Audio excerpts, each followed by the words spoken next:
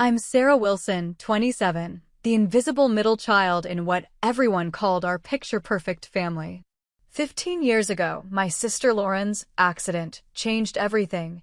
Our parents always cared more about appearances than truth, about their reputation than my broken body. I never understood why I was the one hospitalized after Lauren's accident until those X-rays revealed what everyone tried to hide. The truth always finds a way to surface, even when buried under perfect family portraits and practiced smiles. Before I share this painful family secret I've kept for 15 years, let me know where you're watching from in the comments. Hit that like button and subscribe if you believe that truth, however painful, is always worth fighting for. Growing up in our affluent Boston suburb, my family appeared flawless from the outside. My father, Dr. Thomas Wilson, was a renowned neurosurgeon at Massachusetts General Hospital. His steady hands saved countless lives, and his name appeared regularly in medical journals. My mother, Diane Wilson, maintained her position as the neighborhood's premier socialite, organizing charity galas that attracted Boston's elite while serving on multiple community boards. Our Tudor-style home with its manicured lawn and seasonal decorations regularly featured in local lifestyle magazines. Then there were us kids, the three Wilson children, each with our assigned roles. Lauren, 2 years my senior, embodied perfection as the golden child.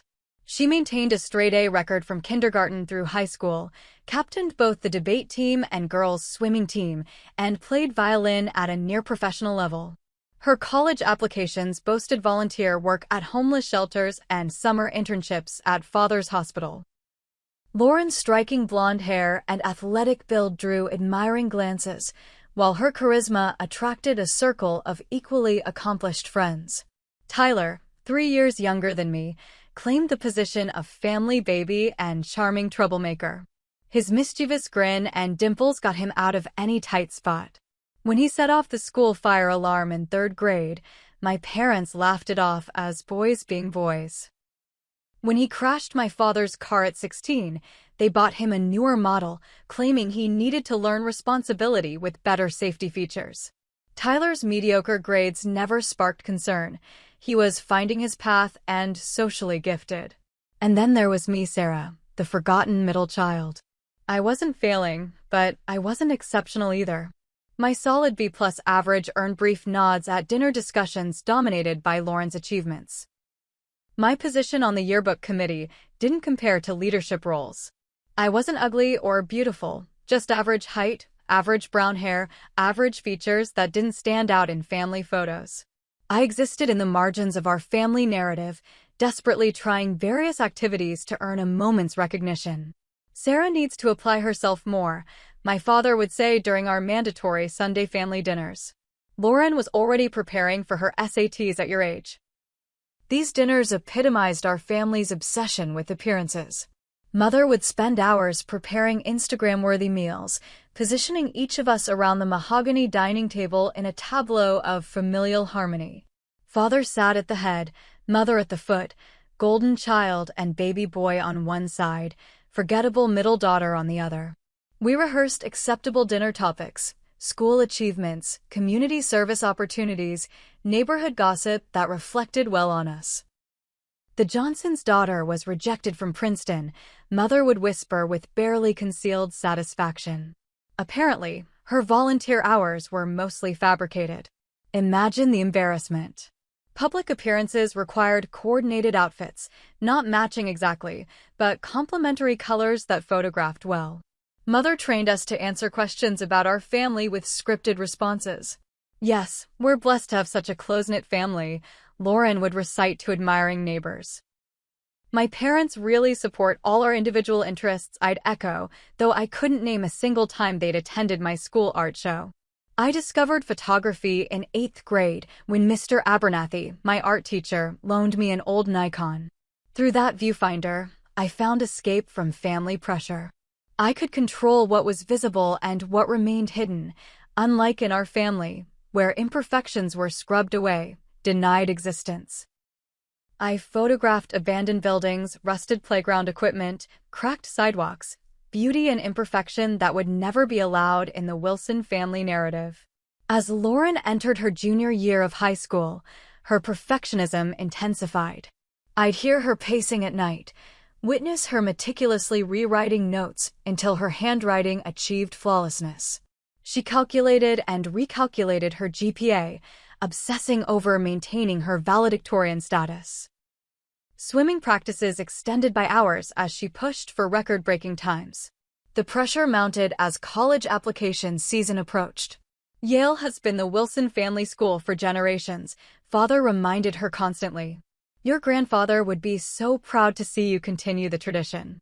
I never expected my small moment of recognition to trigger the first crack in Lauren's perfect facade.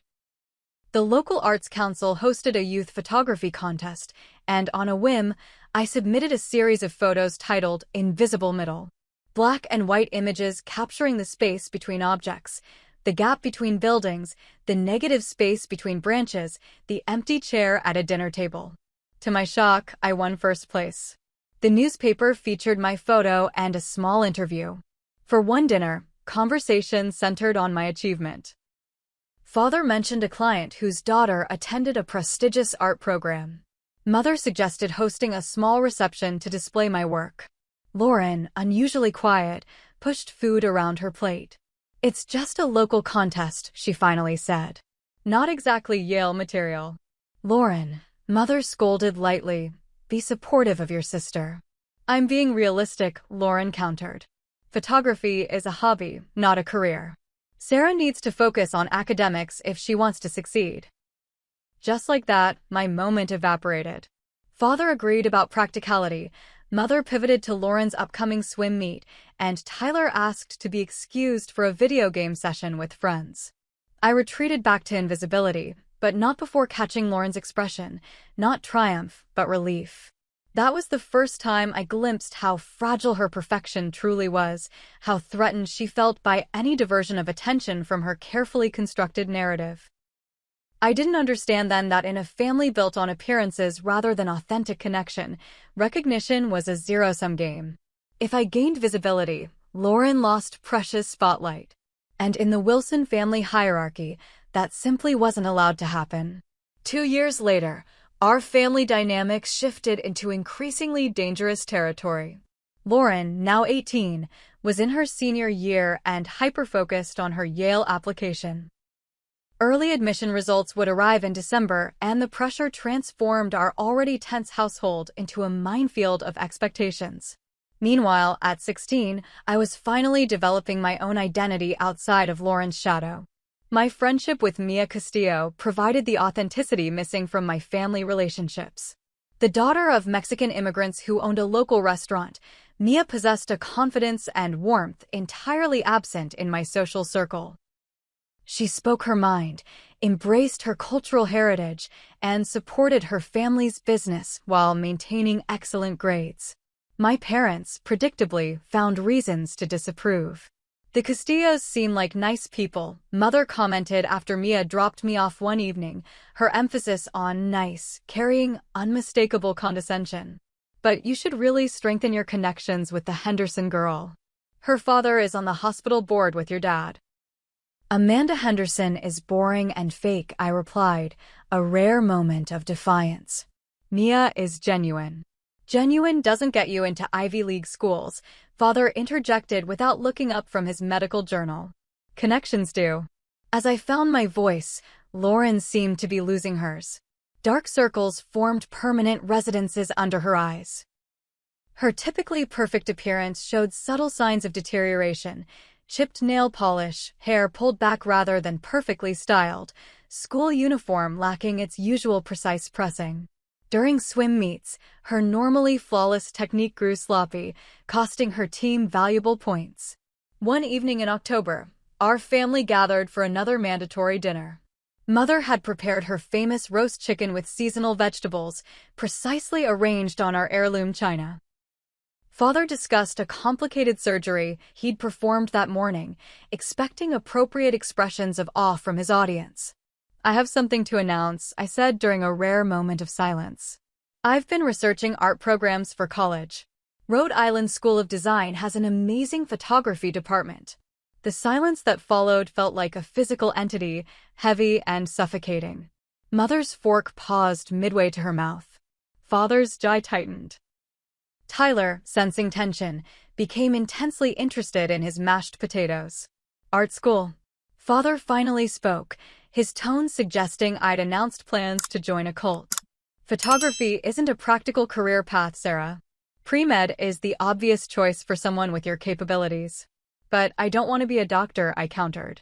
I want to be a photographer. Photography can remain a lovely hobby, Mother offered with a tight smile. Many doctors have creative outlets to balance the stress of their profession. It's not a hobby for me. It's what I want to do with my life.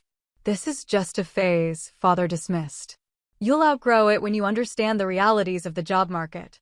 No daughter of mine will struggle as a starving artist when she could have a respectable medical career.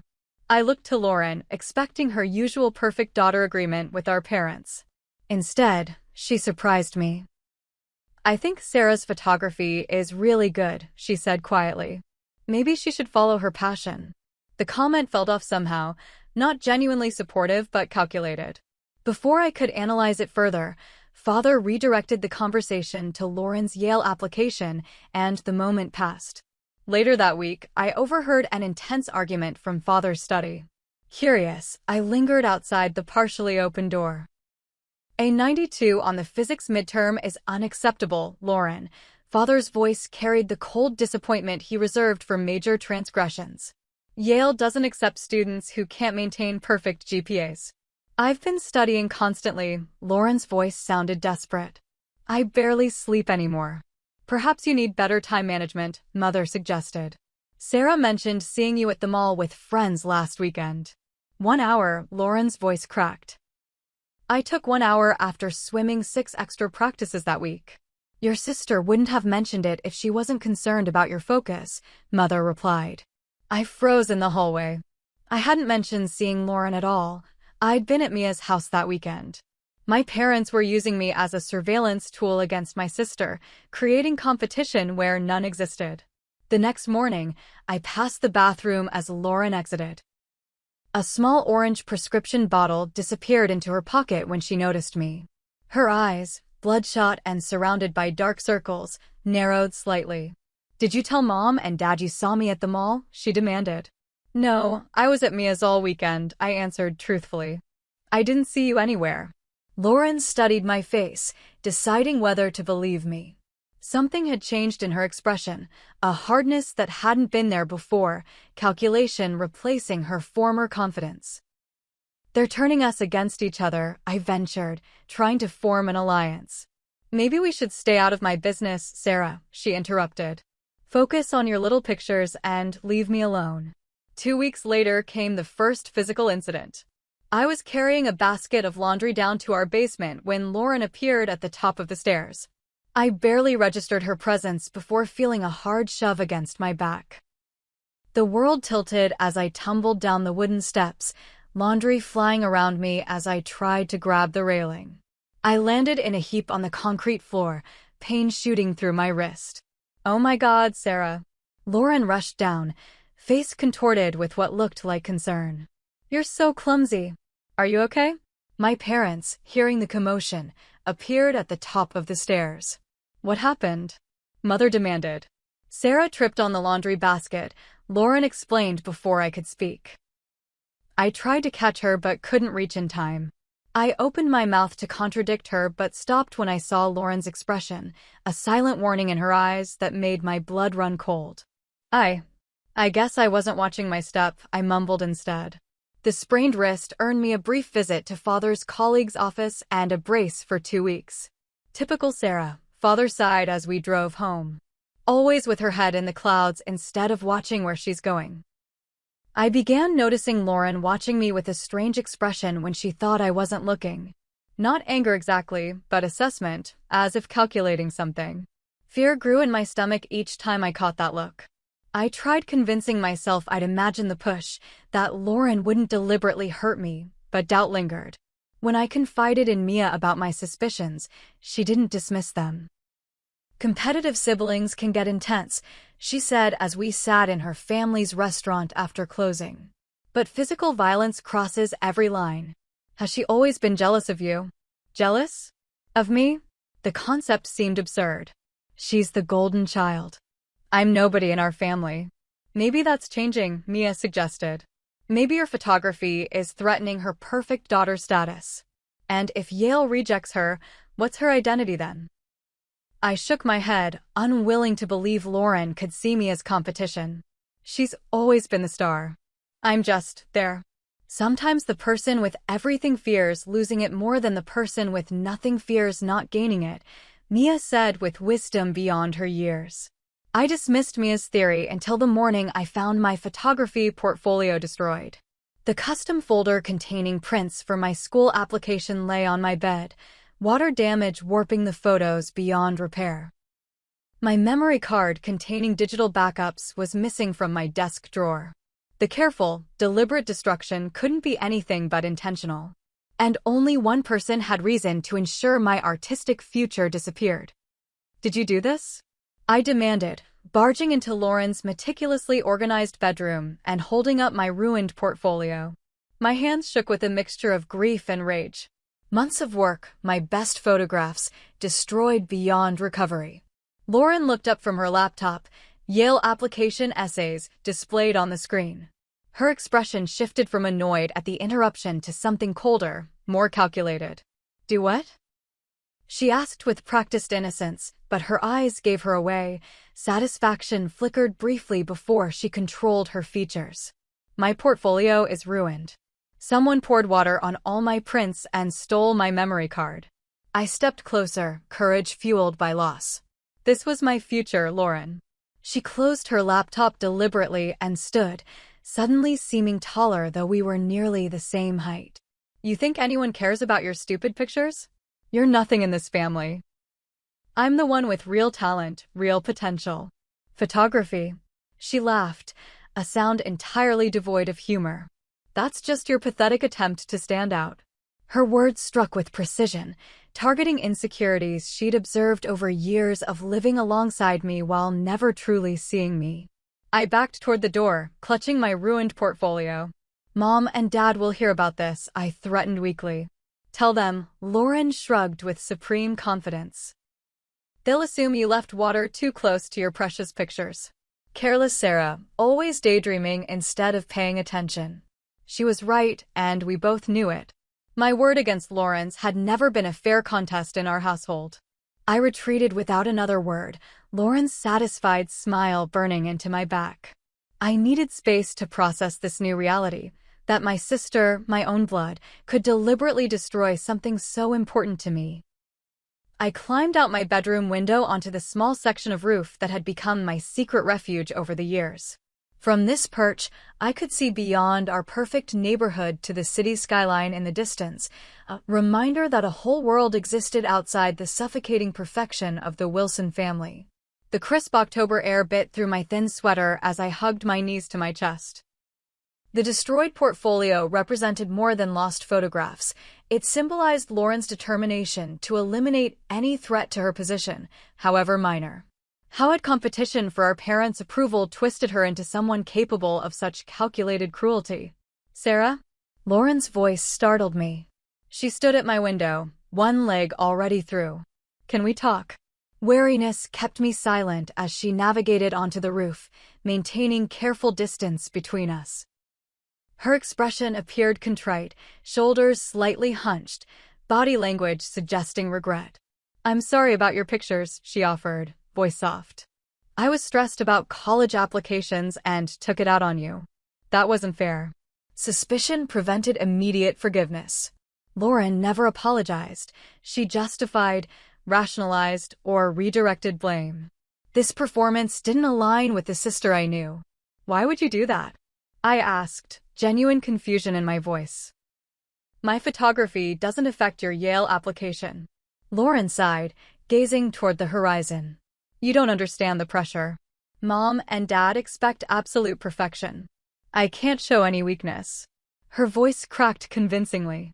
And then you found your thing, something you're genuinely talented at, and they actually paid attention to you for once. Barely, I scoffed. For like 5 minutes before returning to the Lauren show. But those 5 minutes terrified me, she admitted. What if they started noticing you more? What if they realized I'm barely holding everything together?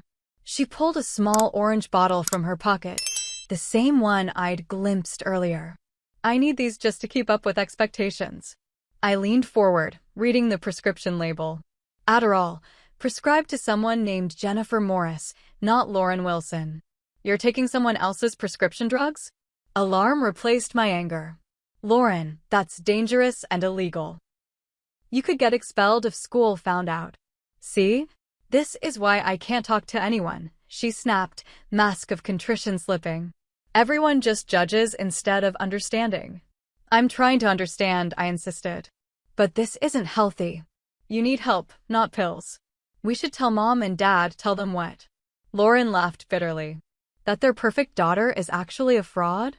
That I can't handle their expectations without chemical assistance? They'd be devastated. Maybe that's what needs to happen, I suggested carefully. Maybe they need to see the real consequences of the pressure they put on us. Easy for you to say, Lauren's voice hardened.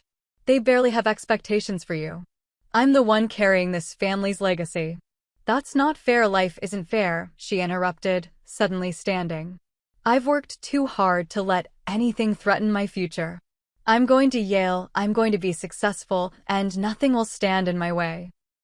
Something in her tone sent warning signals through my body. I shifted subtly, creating more distance between us on the narrow roof section. Lauren, you're scaring me. I'm scaring myself, she admitted, an unsettling calm replacing her previous agitation.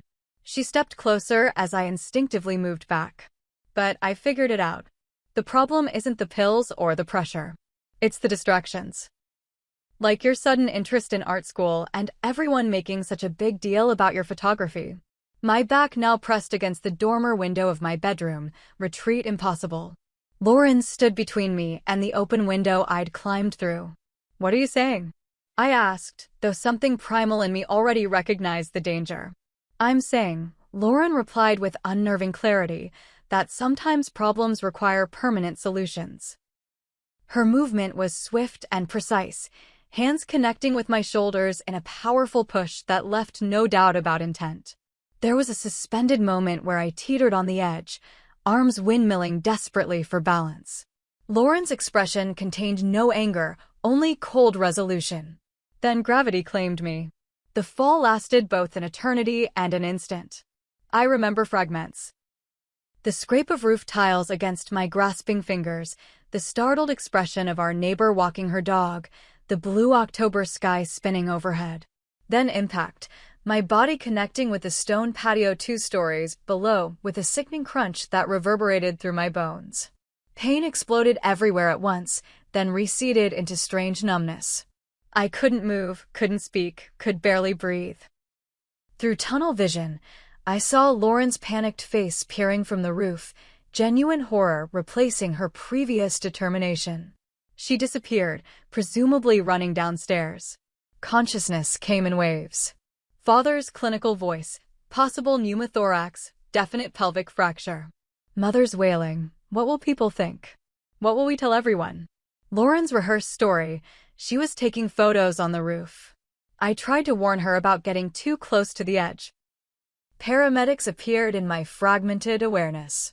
Oxygen mask, neck brace, backboard, the agonizing transfer to the ambulance. Father riding along, already making calls to colleagues at the hospital. The last thing I remember before surrendering to darkness was his voice, clinical and detached. My daughter had a photography accident. Yes, the middle one. Sarah. I woke in a hospital room, the rhythmic beeping of monitors confirming I was alive despite the evidence of pain suggesting otherwise. Inventory of injuries, broken ribs, punctured lung, fractured pelvis, concussion, countless contusions. My body, once functional if unremarkable, now broken and betrayed, not just by the fall, but by the hands that caused it. Mother and father flanked my bed like sentinels, not of protection but of narrative control. Their practice story already prepared. Sarah slipped and fell while taking photos on the roof. The photographer's equivalent of cleaning a loaded gun, a tragic accident born of carelessness rather than deliberate action. In their version, Lauren was the concerned sister who witnessed the accident, who ran for help, who cried appropriate tears at my bedside. Not the sister whose calculated push sent me plummeting toward what could easily have been my death. As consciousness solidified, I recognized the familiar Wilson family pattern asserting itself: appearance over reality, reputation over truth, perfection over accountability. Only now, the stakes had escalated from emotional damage to physical violence. And somehow, I was expected to play my assigned role in this twisted family performance, even with bones broken by my sister's hands. The hospital room became the stage for an elaborate performance directed by my parents. Every detail was managed, every narrative controlled. A young police officer arrived to take a routine statement about my accident, standard procedure for traumatic injuries. Sarah was taking photographs on the roof outside her bedroom window, Father explained smoothly before I could speak. She's always been passionate about her hobby, sometimes to the point of carelessness. Is that what happened, Miss Wilson? The officer asked me directly. Through medication haze and throbbing pain, I opened my mouth to contradict the story, but Mother quickly interjected. She's heavily sedated for pain management, she explained with practiced concern. The doctors say confusion is normal with concussion. We were just telling her what happened ourselves. She doesn't remember the fall. The officer nodded sympathetically, jotting notes. And you witnessed this, Dr. Wilson?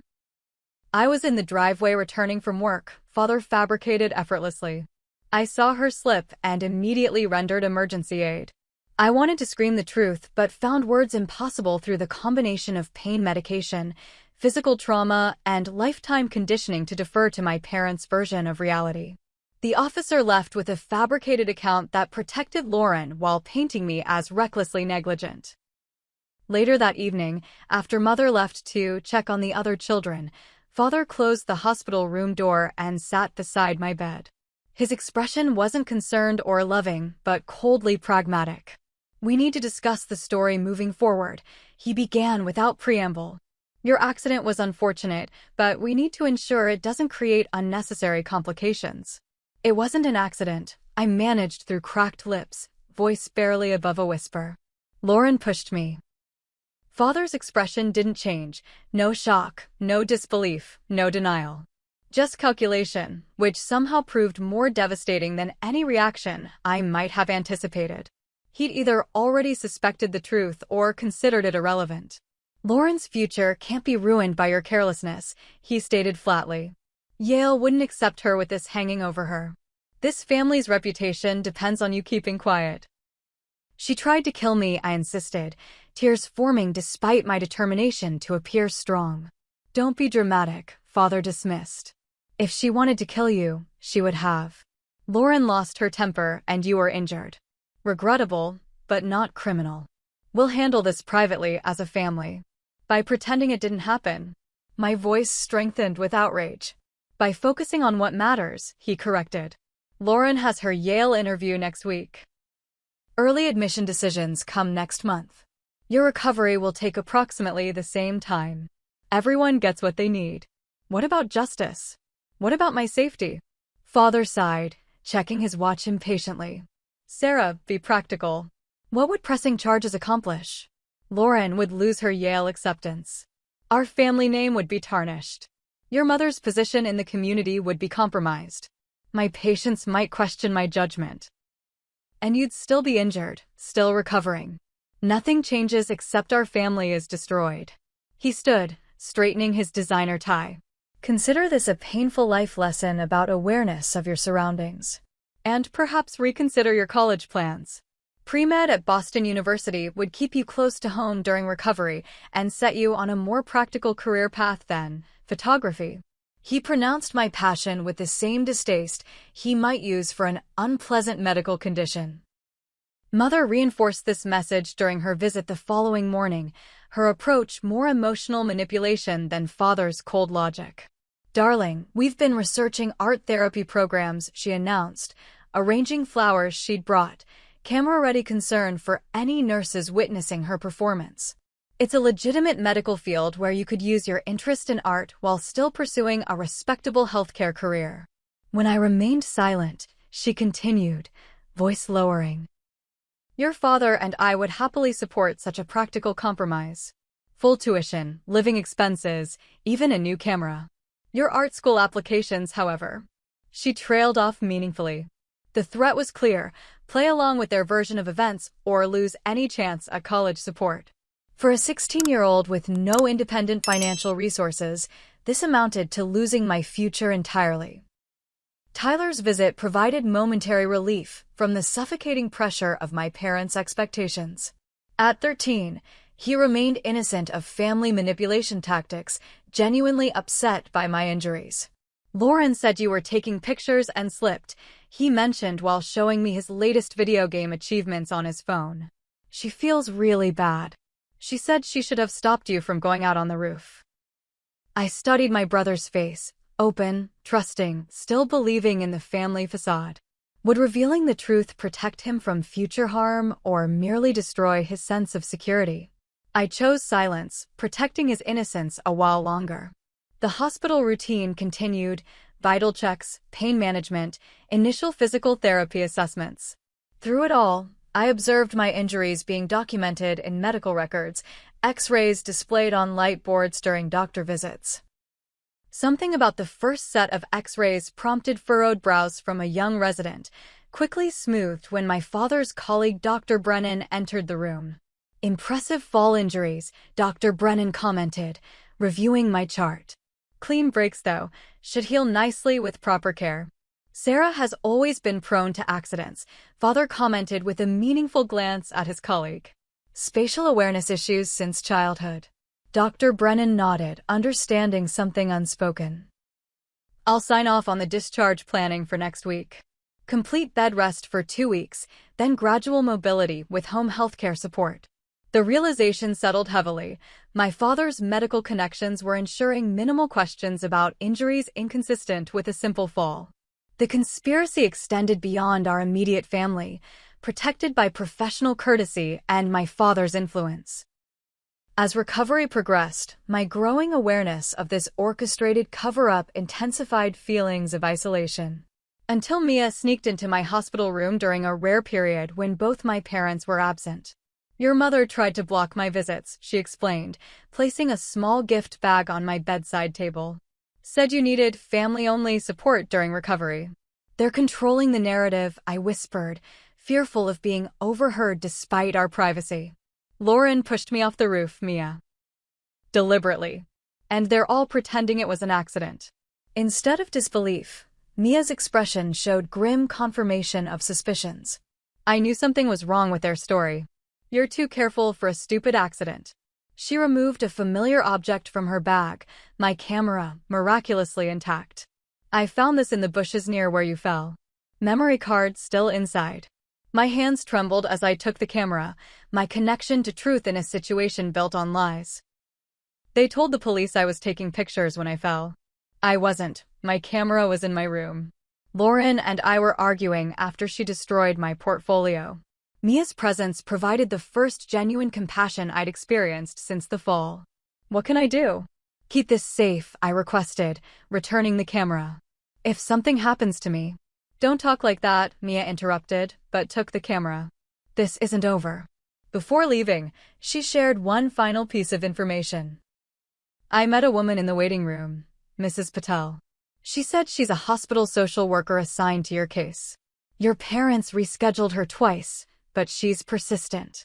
Said she needs to speak with you alone as part of discharge protocol. This information provided the first glimmer of hope. Someone outside my parents' influence sphere might ask the right questions. When Mrs. Patel finally gained access to my room the following day, her quiet competence immediately distinguished her from the other professionals who deferred to my father's authority. I notice you haven't said much during family discussions about your accident, she observed after introducing herself. I'd like to hear your perspective, if you're comfortable sharing. The gentle invitation to speak my truth nearly broke my carefully maintained composure. After days of having my reality invalidated, someone was actually asking for my version. Yet years of family conditioning made betrayal unthinkable, regardless of circumstances. I repeated the official story, voice hollow. Mrs. Patel nodded, neither accepting nor challenging this response. Recovery from traumatic injuries involves more than physical healing. Sometimes the emotional impact can be equally significant, especially when an accident changes how we see ourselves or those around us. Her careful wording opened a door without forcing me through it. She placed her business card on my bedside table before leaving. If you ever need to talk about anything, my direct line is on the back. Completely confidential. That small card became a lifeline as I navigated the growing conflict between self-preservation and family loyalty. Someone believed something wasn't right, even if I couldn't yet speak the words aloud. 2 months after the accident, I found myself essentially imprisoned in our family home. My broken body required intensive physical therapy and constant pain management, but the physical limitations paled compared to the psychological confinement. Every aspect of my recovery occurred under my parents' watchful supervision.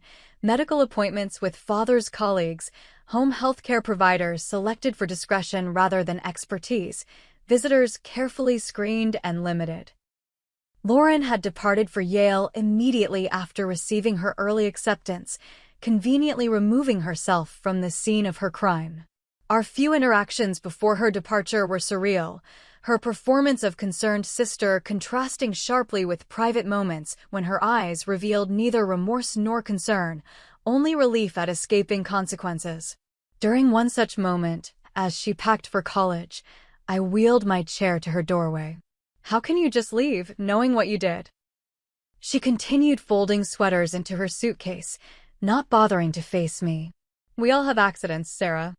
I've forgiven you for telling Mom and Dad about seeing me at the mall when you clearly didn't. We're even now."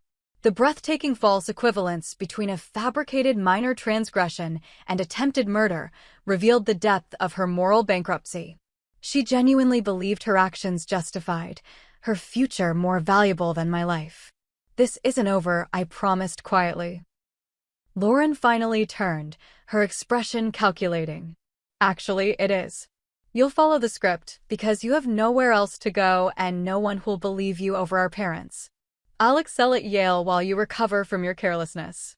By summer, this will be a fading family anecdote about Sarah's artistic recklessness. Her casual dismissal of nearly killing me crystallized something vital. I needed to escape this family before they destroyed me completely. My parents continued reinforcing their version of reality through subtle and overt pressure. Mother redecorated my bedroom while I was hospitalized, removing photography posters and art supplies, replacing them with medical reference books and pre-med brochures. Father scheduled informational interviews with medical school friends during my recovery, each conversation assuming my future career path was decided. Dr. Harrison mentioned a summer internship program for high school students interested in radiology, he announced during dinner. "Perfect opportunity to build your resume while you complete physical therapy." The irony wasn't lost on me, specializing in viewing the very X-rays that could have revealed the truth about my injuries. Throughout this period, my parents maintained strict control over my pain medication, doling out pills according to their assessment of my needs rather than prescribed schedules. The resulting undermanaged pain reinforced my dependence while keeping me slightly foggy, compliant, and less likely to contradict their narrative. My only act of rebellion was secret documentation of my recovery. When alone, I used my phone to photograph my healing body, the yellowing bruises, surgical scars, physical therapy progress. I recorded voice notes about inconsistencies in my parents' story and my actual memories of the incident. Each digital record created evidence contradicting the official narrative, though I had no clear plan for using this information. Mrs. Patel became an unexpected ally during outpatient therapy sessions. My parents couldn't reasonably object to the hospital's post-trauma counseling protocol without raising suspicions, so they reluctantly allowed these appointments. "Recovery involves reclaiming your voice," she noted during one session. Trauma survivors often report feeling silenced or invalidated by those around them, which compounds the original injury. Her careful phrasing offered permission to acknowledge what was happening without directly challenging my family's version. During our fourth session, I finally voiced a partial truth. My family prefers their version of what happened over mine. Mrs. Patel nodded, maintaining neutral professionalism while passing me a new business card. Sometimes hospital environments aren't conducive to complete honesty. My private practice address is on this card, should you ever need to continue our conversations in a different setting. The offer of resources outside my parents' influence sphere represented a potential escape route I carefully memorized. In January, during my parents' annual charity gala attendance, I seized a rare opportunity for unsupervised investigation. Using my gradually improving mobility, I searched Lauren's room for the prescription bottle I'd glimpsed before the fall. Despite her departure for college, my parents had preserved her space exactly as she'd left it, shrine to the golden child. After 30 minutes of careful searching, I located a false bottom in her desk drawer containing not one but 3 prescription bottles, each with different names and prescribing doctors. Online research confirmed my suspicions. Adderall, Ritalin, and Modafinil, all performance enhancement drugs and prescription stimulants commonly abused for academic advantage. The discovery added another dimension to Lauren's desperate protection of her perfect image. Not only was she willing to eliminate perceived threats through violence, but her entire academic success relied on illegal substance use. The golden child's achievements were as artificially constructed as our family's perfect image. I photographed the bottles and returned them exactly as found, adding this evidence to my growing documentation. My purpose remained unclear, but instinct drove me to gather proof of reality in a household built on fabrication. As winter melted into spring, my physical recovery progressed faster than my parents anticipated. The same determination they'd dismissed in my photography now fueled intensive physical therapy. Each painful step toward mobility represented one step closer to eventual escape from their control. College application season approached, my last chance to create a future outside the path my parents had designated. While they believed me resigned to local pre-med programs, I secretly applied to art schools with Mia's help, using her address for correspondence. The facade cracked when April college decision letters arrived. Mother casually mentioned, "The financial aid forms for BU pre-med are complete. We should hear about your package soon. What about RISD and other art programs?" I asked carefully. Her brief hesitation confirmed my suspicion. Those applications weren't submitted. Your father and I decided against encouraging unrealistic career paths during your recovery. They hadn't just pressured me toward their preferred future, they'd actively eliminated alternatives without my knowledge or consent. The systematic dismantling of my autonomy extended beyond the present into my entire future.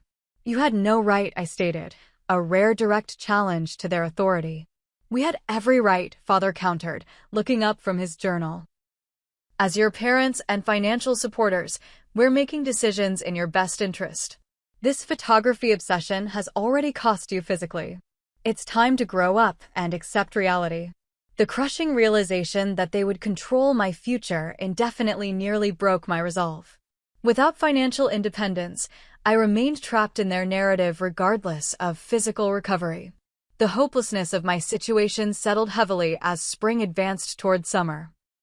The breaking point arrived unexpectedly during Lauren's brief return home for spring break. While my parents hosted a welcome home dinner for the returning scholar, I searched her room again, looking for updated evidence of continued drug use at Yale. Instead, I found something far more damning, her journal, carelessly left in her weekend bag. Against lifelong conditioning about privacy, I opened it, justifying the invasion as necessary self-preservation. Among descriptions of Yale courses and social climbing strategies, one entry from shortly after the accident stopped my breath. Problem solved with S. Parents completely on board with the accident story. Yale interviewer actually sympathized about my traumatic experience witnessing my sister's fall. Turned potential disaster into compelling personal essay material. Sometimes solutions require decisive action when too much is at stake. The clinical description of nearly killing me as problem solved and leveraging my injuries for Yale admissions advantage triggered an immediate panic attack. Chest tightening, vision narrowing, I stumbled from her room clutching the journal, gasping for breath. Mother found me collapsed in the hallway, immediately assuming physical recovery setback rather than psychological breakdown. The resulting emergency room visit introduced a new doctor to my case, Dr. Rivera, attending physician unfamiliar with my father's influence network. Your symptoms suggest anxiety attack rather than physical regression, she noted after initial assessment. But I'd like updated x-rays to ensure no new complications with your healing fractures. As technicians positioned me for fresh images, Dr. Rivera reviewed my medical file with increasing focus on the original injury documentation. Something in her expression suggested professional concern beyond routine follow-up. The x-rays would soon speak louder than any family story, beginning the collapse of a conspiracy built to protect the wrong person at the expense of justice and truth. Dr. Rivera's expression changed subtly as she examined the new x-rays alongside my original injury films. Her professionally neutral demeanor gave way to focused intensity as she moved between images, occasionally referring to my chart notes. I recognized the shift, the moment medical observation transformed into active investigation. I'd like to discuss these results privately, she announced, glancing pointedly at my mother, who had maintained her position beside my exam table. Standard protocol for patients over 16. I'm her mother, came the predictable objection. Sarah is still recovering from significant trauma and needs family support during medical discussions. Nevertheless, Dr. Rivera maintained firmly, hospital policy ensures patient confidentiality. The consultation room is just across the hall if Sarah wishes to include you afterward. Mother's tight smile failed to mask her frustration at this unexpected challenge to her control. I'll be right outside, Sarah. Remember, Dr. Brennan is expecting us for follow-up tomorrow. The implied reminder of our family's proper medical connections hung in the air as she reluctantly exited. Once alone, Dr. Rivera positioned the X-ray films side by side on the light board. Sarah, I'm going to speak directly. These injuries don't match a simple fall. The angle of impact suggests you were pushed. The professional validation of reality I'd been denied for months broke something inside me. Tears came without warning, months of suppressed truth seeking release. Take your time, Dr. Rivera offered quietly, sliding a box of tissues toward me. But I need to understand what actually happened. These inconsistencies raise serious concerns. Through broken sentences and occasional sobs, I revealed the truth, Lauren's escalating behavior, the roof confrontation, the deliberate push, my parents' orchestrated cover-up. As my account unfolded, Dr. Rivera took careful notes, occasionally asking clarifying questions without judgment or disbelief. This explains the discrepancies in your initial treatment notes, she confirmed. The fracture patterns and impact trauma never aligned with an accidental fall narrative. Your father's colleague noted these inconsistencies, but ultimately signed off on the accident report. No one would believe me over my parents, I explained. They've convinced everyone I'm confused about what happened. Dr. Rivera's expression hardened. Medical evidence doesn't lie, even when people do. These x-rays tell a clear story of assault, not accident. She outlined immediate next steps. Hospital administration would be notified of potential medical ethics violations, and as a mandatory reporter, she was legally obligated to file a report with both police and family services. What will happen now? I asked, equal parts terrified and relieved. A formal investigation, she explained. Your safety is the priority. We can arrange temporary placement outside your home during the process. Before I could respond, commotion erupted in the hallway, my father's authoritative voice demanding access, invoking professional courtesy and parental rights. The hospital security officer outside my door held firm, following Dr. Rivera's instructions for privacy. When my parents were eventually allowed in, the atmosphere crackled with tension. Father immediately recognized the x-rays displayed and the potential threat they posed to his carefully constructed narrative. Dr. Rivera, he addressed her with forced collegiality, I appreciate your thoroughness, but Sarah's case is being managed by our family physician. These additional tests seem unnecessary and potentially confusing for her recovery. Actually, Dr. Wilson, she countered professionally, these images clarify rather than confuse.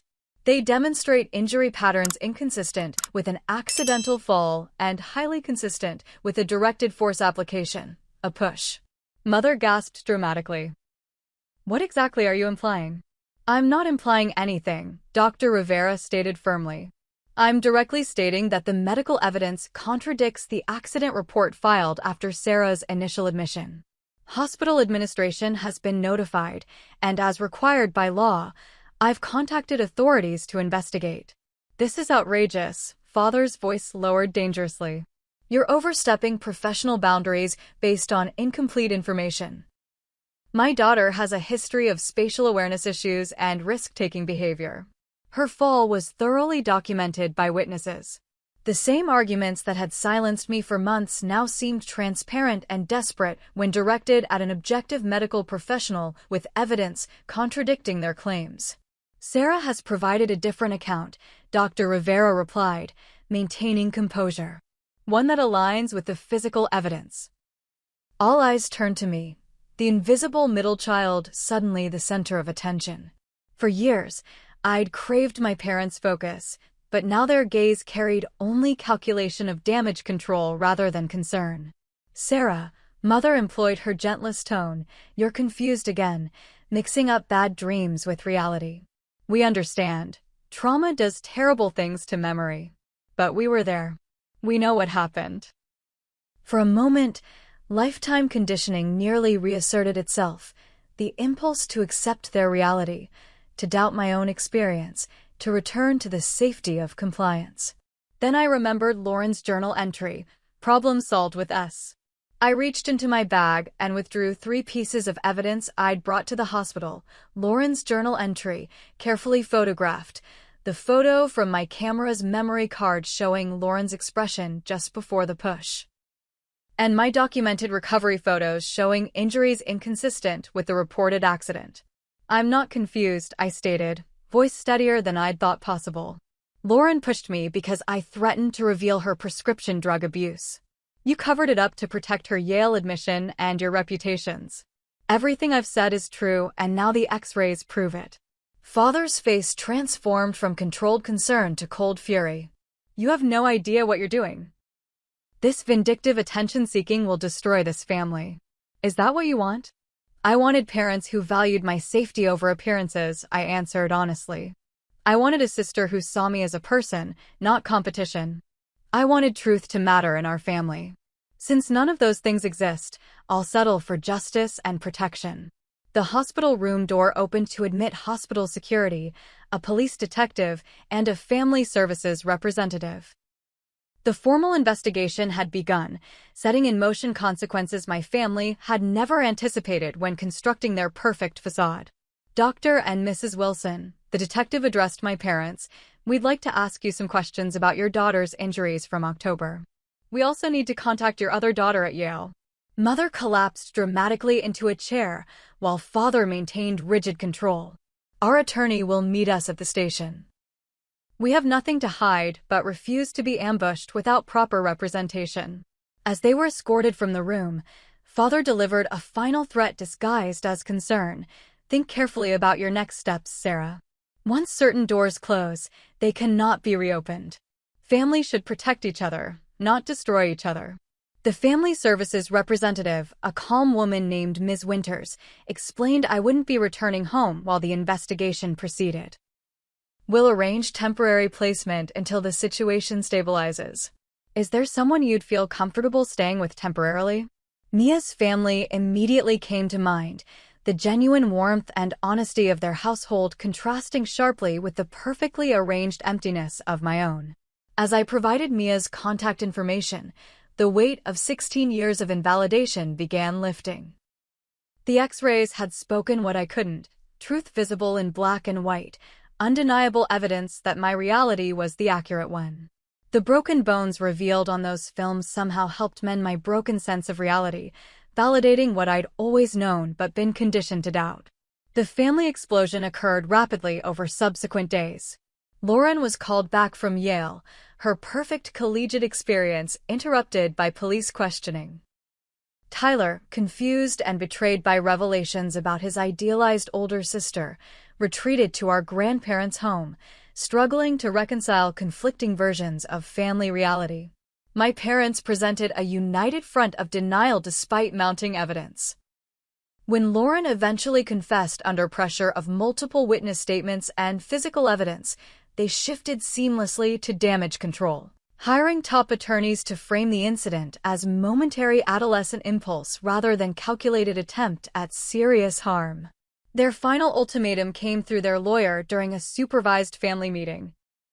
Recant my accusations, accept the accident narrative with modified details acknowledging Lauren's role in encouraging risky behavior, and return to the family fold with promises of therapy and improved communication.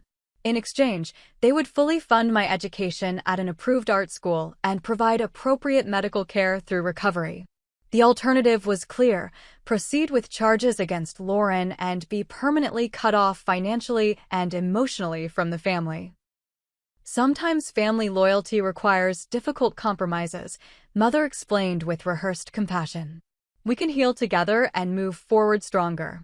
The old Sarah might have capitulated, accepting partial validation as better than none, sacrificing justice for approval.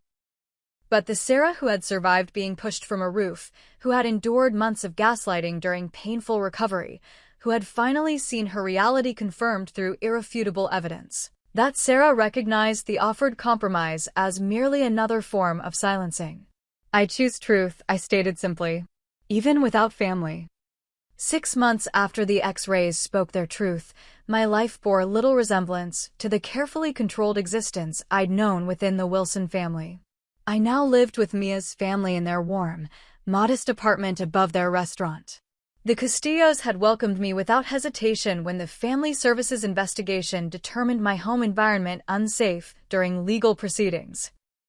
Family is who protects you, not who shares your blood, Mia's mother told me while preparing our dinner one evening, wisdom that helped reshape my understanding of belonging. The legal aftermath unfolded with consequences my parents had desperately tried to prevent.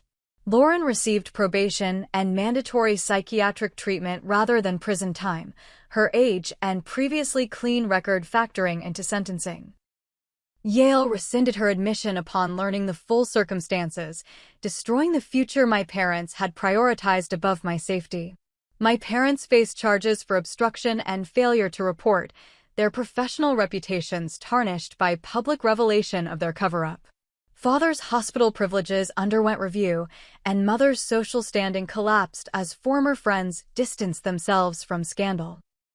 The family that had valued appearance above all now experienced the reality they had most feared: public exposure of their dysfunction. Throughout this period, I focused on rebuilding my life through education and creative expression. The investigation uncovered my parents' deliberate sabotage of my art school applications, but Mrs. Patel connected me with advocacy resources that helped secure a prestigious scholarship to the Rhode Island School of Design's photography program. My portfolio, rebuilt from scratch after Lauren's destruction, now featured documentary-style images chronicling recovery and resilience. The most unexpected development came from Tyler. Initially confused and angry about family revelations, my younger brother eventually reached out after 3 months of silence. At 14, he demonstrated remarkable emotional maturity navigating the family fracture. I miss having a sister who doesn't lie to me, he admitted during our first meeting at a neutral coffee shop, supervised by our grandparents. Lauren keeps saying everything was a misunderstanding, and Mom and Dad won't talk about it at all. I just want someone to tell me the truth. Our rebuilt relationship became one of genuine connection rather than performed family unity. Living with our grandparents while our parents focused on legal defenses, Tyler found space to develop his own identity outside the perfect family narrative.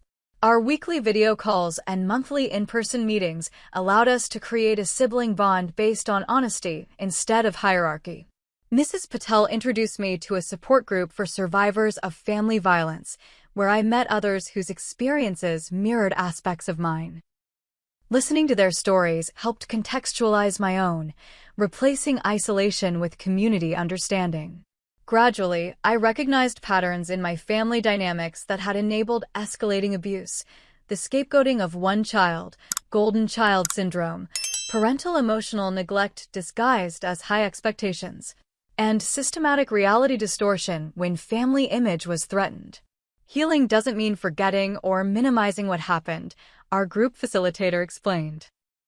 It means integrating the experience into your life narrative without letting it define your entire future. This framework helped me approach my photography with renewed purpose.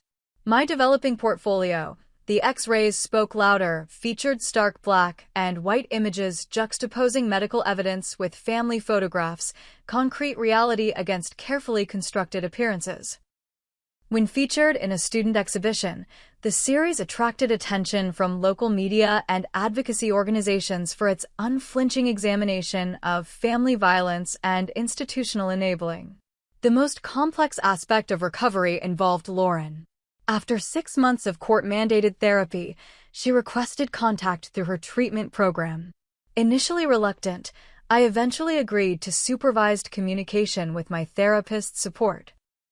Her first letter acknowledged responsibility without excuses. I thought I was protecting my future by eliminating obstacles, but I was actually destroying everything that matters. No college acceptance or parental approval could ever justify what I did to you. While not immediately forgiving, I recognized the value of this accountability for both our healing processes. Our carefully boundaried communication evolved through letters to eventual video calls, each interaction rebuilding basic trust without erasing consequences. Lauren's path involved intensive treatment for both substance dependency and the perfectionism that had warped her moral framework, transforming academic competition into justification for violence. My parents attempted reconciliation on their terms once the legal proceedings concluded with plea agreements.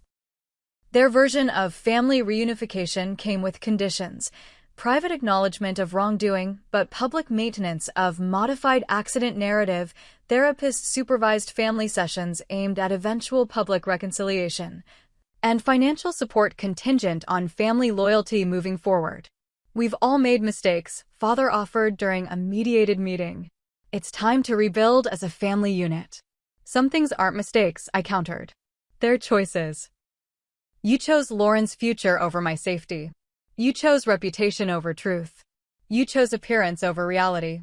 Those weren't errors in judgment, but deliberate value decisions."